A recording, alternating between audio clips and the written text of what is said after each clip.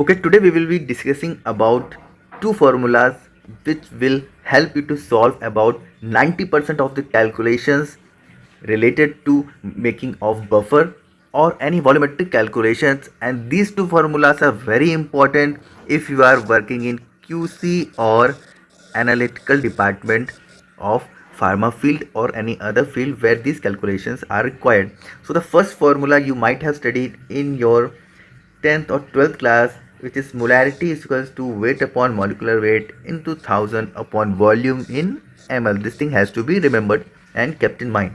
Now suppose if you are asked to make 1 molar solution of NaOH, just you have to put the values in this formula and you can get how much weight is required in how much volume of solution to make that molarity or that molar of solution.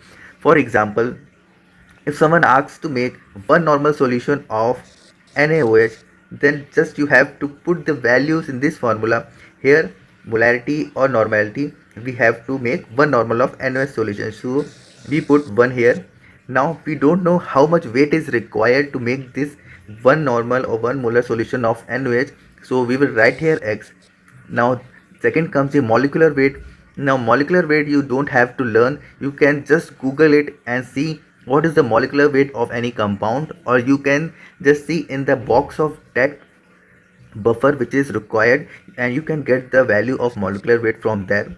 Now 1000 comes from the formula and this 500 is, suppose you want to make this solution in 500 ml of flask of beaker or anything. So just you have to write here, and suppose if you have to make this volume of 1000 ml, you will write 1000 instead of this 500. Now converting this formula and finding the value of X, you will get here your required weight which is used to make the NaOH of 1 molar solution. So any kind of buffer, whether it is phosphate buffer, NaOH, any kind of buffer which you deal in QC analytical field, with these form, by putting the values in this formula, you will get your required result. Okay, the second formula is N1V1 is equal to N2V2. This formula is also the basic formula which you have studied earlier. Now any volumetric calculations if you have to make, you can calculate this. Suppose you have 0.1 normal solution of any stock solution and you want to make 0.01 solution from this 0.1 normal solution. Now just you have to put these values. What is, now you know the normality of solution which is 0.1. You don't know how much volume you have to take from this solution to make a 0.01 of the solution. So we will write here X, and you know the value of N2 because we have to make 0.01 of solution.